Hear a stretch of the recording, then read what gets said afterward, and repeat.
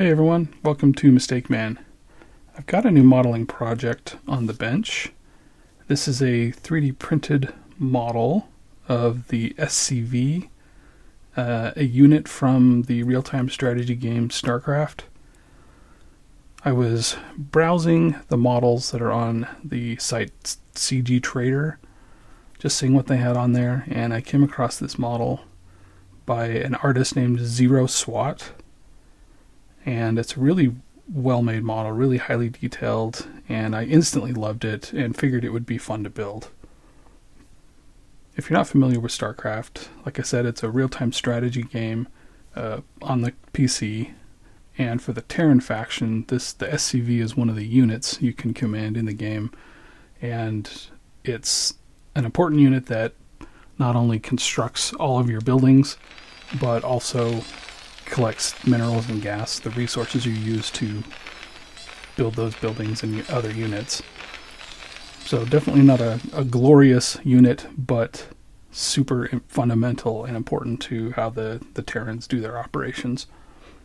So when I saw this model, I immediately thought of I could maybe put it in like a little scene or a little diorama of the SCV gathering minerals. I thought it would be a fun model to build, so I bought it and downloaded it a while ago. I've had it for a little while, but just kind of waiting for the right moment, the right inspiration, and I've decided to finally go ahead and build it up. So, like I said, I downloaded the 3D model, and then I did the 3D printing myself. As you can see here, it's all printed out and ready to go. I want to add some lighting to this model, just for some fun visual interest, and it's a thing that I enjoy doing. But the original 3D model was not really set up for that. Obviously, it was just the model itself. It wasn't hollow. There weren't any like channels to run lighting or anything like that. So I needed to make some modifications to the 3D model to make it easier to light. And I'll talk more about those modifications in a bit. The original model was downloaded in an STL format, and making changes to STL files is not trivial. I'm familiar with working with 3D models and creating 3D models from scratch. That's part of what I do for a living. And so I'm really comfortable doing that. But making modifications to STL files is a different animal. They're basically all just polygons, and you got to move them around. And it's a very different thing from actually just creating a model from scratch. So the program that I usually use to do 3D design, Autodesk Inventor, is not really the right software for modifying an STL. And so it's going to be more in the realm of like Blender, which is a commonly used program for not only creating 3D models, but also modifying STLs. I've never really used Blender before, so I was going to have to try to figure it out in order to be able to make the changes that I need. And the changes that I want to make are not really like difficult or drastic. It's mostly just hollowing out the parts so that I've got channels to run lighting through, maybe creating some openings, and that sort of thing. So not like incredibly difficult things to do, but I've never used Blender before, and so it was, so it wasn't something I could just do. I'd have to learn how to do it. So I was a little intimidated by that prospect, but since I'm going to be putting this model into a scene, like a mining scene where it's mining some crystals, some minerals, I need to have a model of some crystals. And so I found some online that I liked, but they weren't quite what I wanted. After I got them and kind of spun them around and looked at them, I decided they weren't quite what I was going for. And so I figured, well, maybe I could just try to model my own crystals, but instead of doing it in the software that I'm familiar with, try to do it in Blender, and that would be a nice learning exercise for me. So I just looked up some tutorials on YouTube. There are tutorials for how to create a crystal in Blender, so that was perfect. I followed a couple of those and tried them out, and it seemed easy enough to do. Once I kind of got the feel for the user interface and how to make stuff in Blender, it seemed pretty straightforward, and so I did it. I modeled up a little set of crystals to use in my diorama. That way I was able to choose the scale and the look just the way I wanted. And so I've got some big ones and then some little ones. I'm probably even going to do some smaller ones, not 3D printed, but maybe just made out of like some some kind of clear material, whether it's like glue stick or like fishing line or just some clear plastic sprue or something that I'll just kind of cut into shape just for some smaller crystals. And anyway, so I modeled all this, and that was a great learning experience. Kind of helped me get familiar with Blender, and then I was able to kind of take those skills that I learned for creating the crystals and apply them to hollowing out the 3D model. So as you can see, I've hollowed out the model. The main idea was for lighting so that I have a path to run wires through. But it also helped me in 3D printing so that, I wasn't going to print this as a solid chunk of resin. I mean, this is pretty big. That would be a chunk of resin. I wouldn't want to print something that thick, not only just to save resin, but I don't know what resin does if you try to cure a huge old slab of it like that. If there's going to be like shrinkage or other changes in dimension or cracking or who knows what might come from trying to cure a huge chunk of resin like that. And 3D printing slicing software has options for not doing a big piece like this and printing it solid, but like doing infill so that there's like voids and stuff inside. And that's certainly a doable thing, but since I needed to run my own channels through it anyway, I decided to just kind of tackle both in Blender by just hollowing it out to just kind of give me a more consistent wall thickness, and also at the same time giving me the channel to run wires through. So here are the feet for the model, and as you can see, I just kind of hollowed out the inside like that up through the bottom, and then those feet connect into these parts of the legs, and that's hollow, so that would go up through into the next part of the leg, and then that's hollow, so it would go through like that. And then this is kind of the middle piece where the two legs come together, would be like that. The other leg would be over here, and then so that's all hollow inside there, and that would come up through here into the cockpit, which would fit on there like that. And I hollowed out the entire cockpit, and that was another one of the changes that I needed to make to the original model, is I wanted to add a pilot figure into here and kind of scratch build a little cockpit to go with it. And the original model just had, solid windows all the way around. This was just one solid piece. And so I needed to go through and kind of hollow out around these, the cockpit canopy frame. So that was a bit of a challenge, just kind of manipulating the triangles and polygons of the STL model, but I was able to get that to work, and I like the result. Still need to figure out how to do the cockpit. I could do like a 3D model, like create the cockpit in a 3D model, but it seemed like it would take a lot of time, and I think it would actually be kind of fun to scratch build something, so that's what I'm leaning towards right now.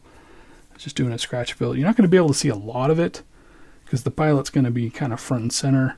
Let me show you him. This is just another 3D model I found for a person. Like I said, the original model was all solid windows, so you couldn't see into the cockpit. The pilot is something I want to add, so I had to find a 3D model of a guy, and I kind of looked for inspiration for like a crane operator, right? It's like going to be a guy in here driving this big construction vehicle and mining vehicles, so I kind of thought it would be like a crane operator where he's kind of sitting forward, can, for a good field of view through this window and be able to look down, because, this is a big mech. He's going to be walking around, and he wants to be able to see what's below him, so kind of like a crane operator. So that was my inspiration for finding a model of a person. I don't have the skills to 3D model a person, so I had to find some, and I found one 3D model of a guy that looked like a construction worker. He's got the high visibility vest on, he's got a hard hat, sunglasses, mustache, construction worker looking dude, which was fine. The position that he was in, sitting and with his arms up looking like he was operating a machine, was perfect. That's what I was looking for. The outfit, the high-vis vest, not really so much, but I can maybe add some scratch build elements to his clothing to make him look more like what a character driving an SCV might look like.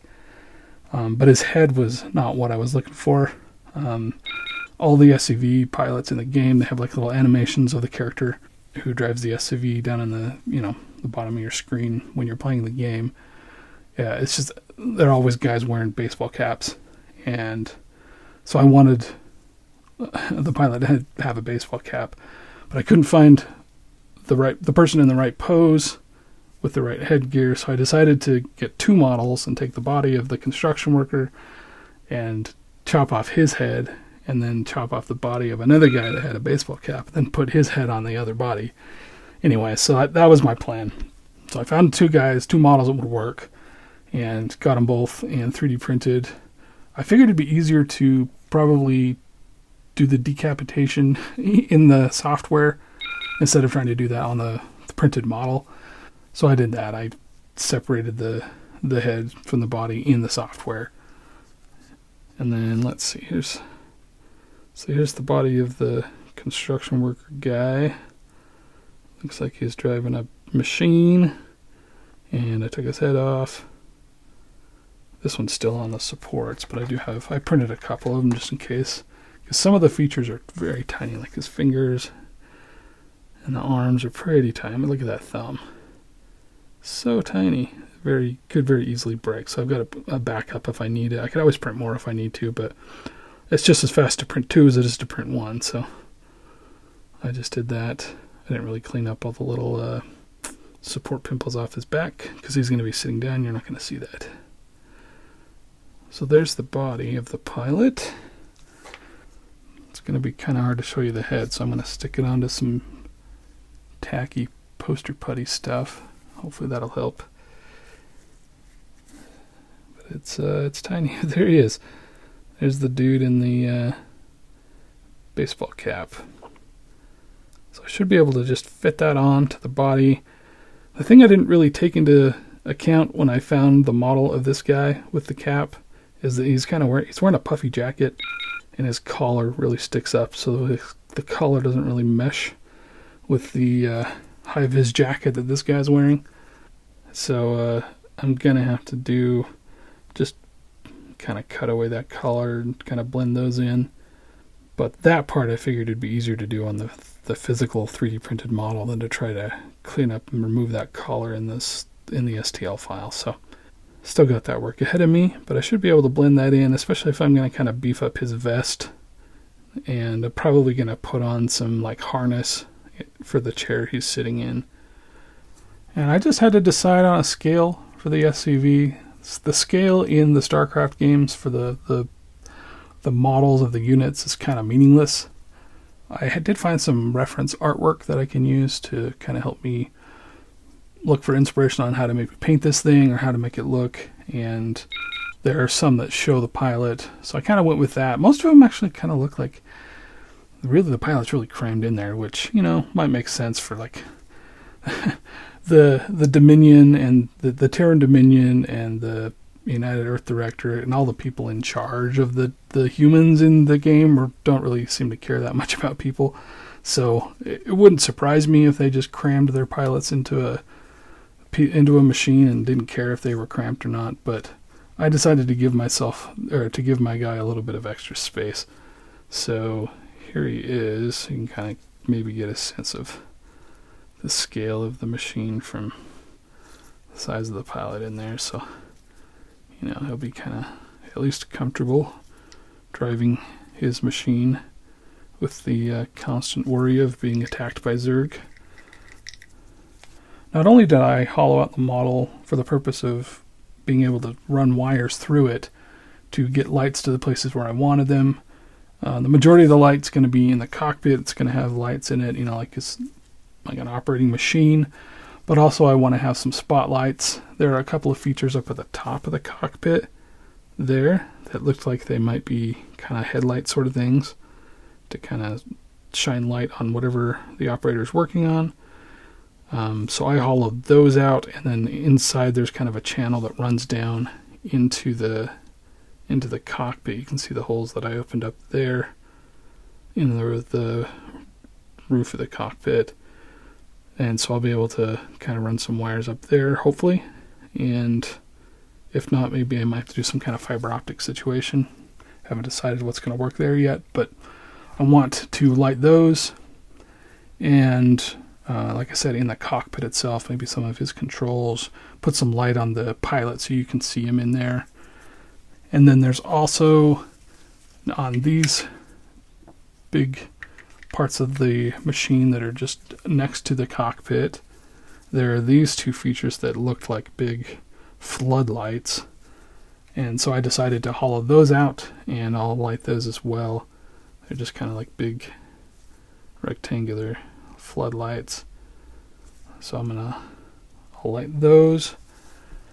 I might put some, maybe like an accent light or two on these. It kind of maybe just look like little control panels to the side of the cockpit. I might just put like just a tiny little spot of light or two just to kind of make it look like, working machinery or something. I also want to run light out to the drill.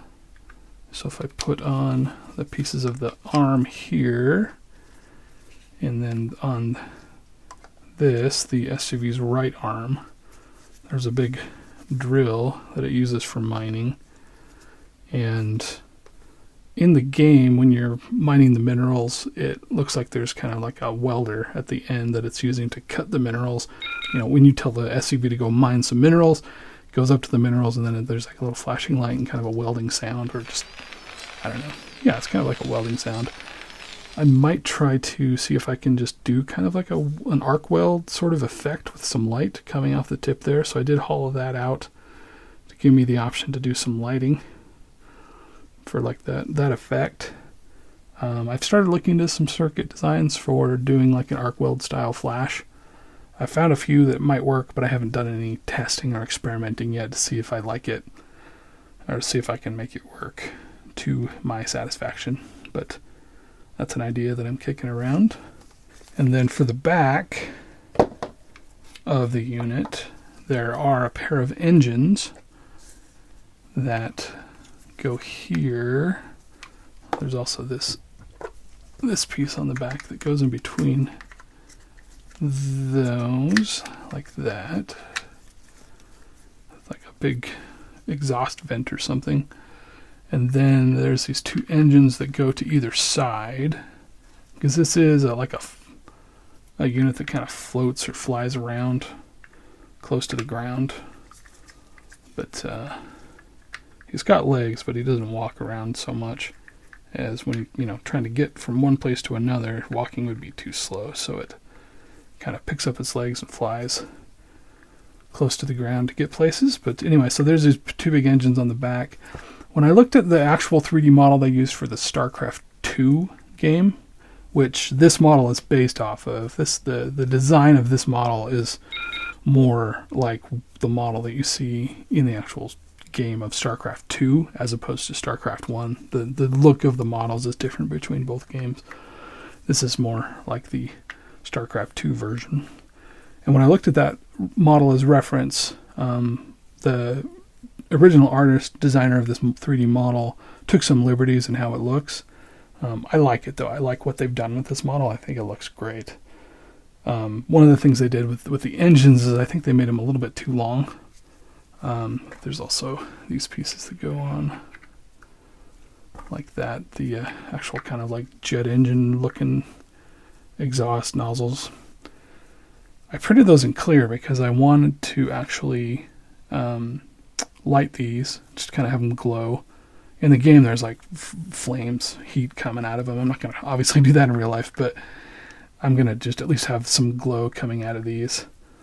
And so that's why I made this a separate piece. It wasn't originally a separate piece in the original 3D model, but I separated that out as well as hollowed out the cylinder and made this a separate piece so that I could print this in clear, so that like I can kind of make some light go through kind of those like jet engine vane looking things, those features.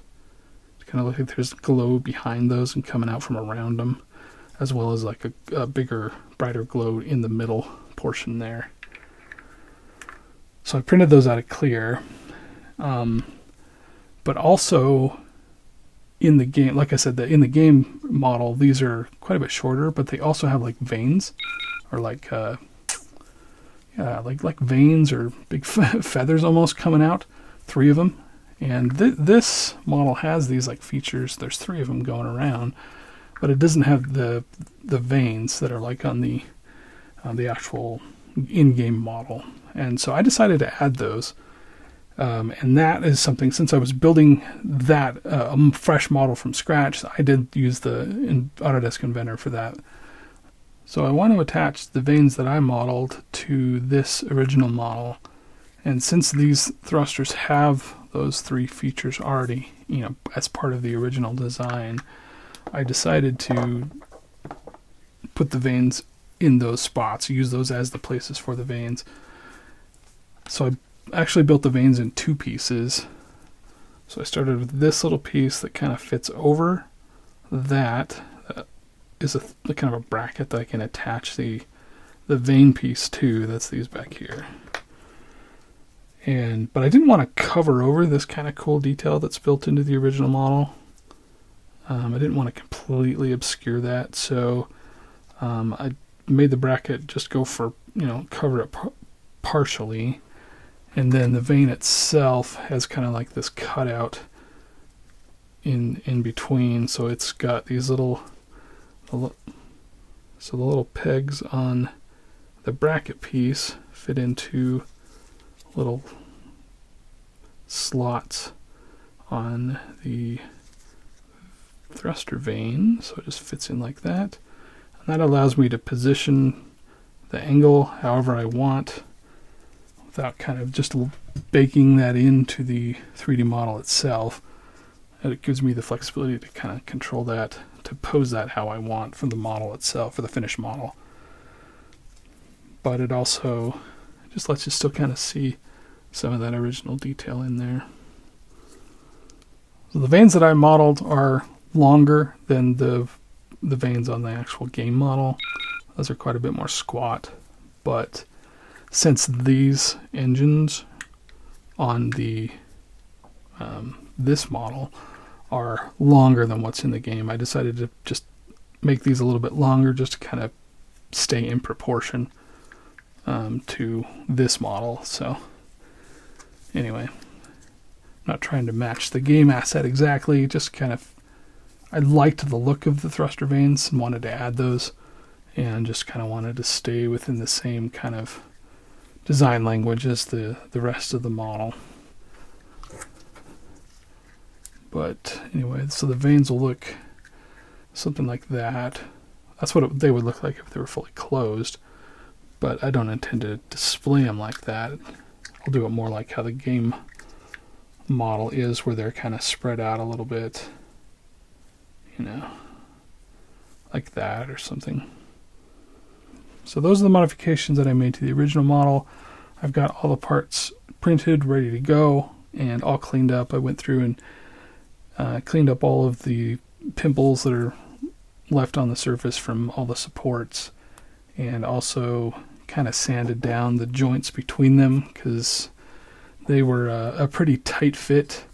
The original scale for this 3D model, it was designed for 3D printing, so the original artist did kind of have all the parts broken out, as you see here, as separate pieces intended to be printed as pieces and then put together, assembled later. And the original designer did factor in some clearance between the joints, but the original scale of the model was quite a bit bigger. Not quite twice as big as what I've printed here, but nearly twice as big. So I didn't want to model that huge, so I scaled it down to about the size that I wanted. That also really scaled down the clearance that was built into those joints. And so by the time I printed it at a smaller scale, and then maybe my resin settings are just a little bit different, then these joints wouldn't really go together. So I had to go around and basically kind of sand down and shave off some plastic to get all of these to fit together. But I've done that, and now it all works. His left arm is a clamp, let's see if I can. I'll try and put all this together and show it standing. It is doable, but it's not super stable right now. It tends to kind of fall apart, but I'll get it set up. I don't really have a base for this yet. I'm going to build something around the crystals. It's just some kind of terrain. And the feet have these little pegs that are built into the original 3D model. I hollowed them out, but they were part of the original model, designed to slot into the base that came with the model. That I'm not using, but it makes it so that the feet don't want to stand up. So I just used a piece of styrofoam and kind of cut out some feet, the shapes of the feet with some spots for those to slot into, which just helps me work with it to stand up the model as I'm working on it. Okay, there it is, more or less together, standing on its own. It's not really designed to stand on its own. It'll fall apart if I jiggle it too much, but that's more or less it, with the exception of the engines. Those won't stay on their own. They'll just fall off. But yeah, the idea is to have it be up against the crystals like that, just kind of doing its mining thing. And then the idea is I made this piece here that looks like it got cut off by its little cutting tool, and this will be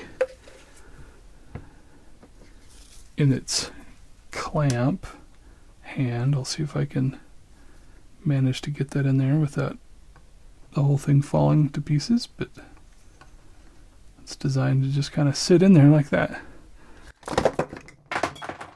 And there it goes.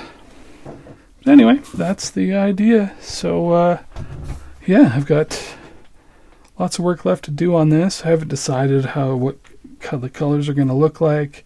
I might follow the model in the game, I might not. Might kind of follow the inspiration of the original artist who built one and painted one and posted some pictures of his model. Might do something like that. Haven't decided. Going to, like I said, do some lighting, but I haven't really settled on the design of the lighting yet. In the game, the crystals kind of have like this pulsating blue glow. So I intend to maybe try to do something like that. I am going to make the crystals blue. I'll probably just use like clear blue paint or something. Don't know yet, but because I want it to look good even if it's not lit. So I'll have to figure something out with these. And then I'm going to build up some terrain around the crystals. Like right now they're all held together as one piece with just this just kind of this thick plastic base. I don't want that part to be seen, so I'm just going to build up some kind of rocky looking terrain around it, make it look like the crystals are just growing out of the rock. I think I'd like to do kind of a lava looking terrain. So I was watching a video by another creator on YouTube named Kathy Millett. She does miniatures and dioramas, and I was watching one of her videos where she was building some lava terrain, and it really looked cool, and I was really inspired by that. And as soon as I saw it, I thought that would be perfect for this SCV mining little scene that I want to do. So I think that's what I'm going to do. In-game, there's one of the planets that you visit and that you play on is the planet Char, which is kind of a volcanic world. And so I'm going to try and do kind of a volcanic terrain. Nothing too crazy, but just a little bit of highlight, just kind of give it some interest with everything else that's going on. So that's the plan, but I haven't really figured out how I'm going to do that yet. I've been watching other videos on how other people do lava terrain, and there's a lot of great inspiration out there. So I'm going to figure something out, but that's the plan. Build-wise, I think probably next steps are going to be to work on the cockpit, kind of get the pilot's head situation sorted out, and then start scratch building the cockpit, because I'll need to get all that in place before I do any assembling, because I need to be able to get up and work inside this little space. So that'll be a challenge, but I think it'll be fun. So that's what's coming up. That's the project I'm working on. It's been fun so far, modifying all the 3D models in the ways that I want and getting everything printed. Although doing all of the supporting of the models is not fun. I hate that process, but it's got to be done. And it's done. So here we go. I have it printed. It's physical. It's real. My primitive replicator technology has created a physical object from a digital design. It still blows my mind that that's possible, but here we are. That's what's coming up next. So thanks for watching, everyone. We'll see you next time.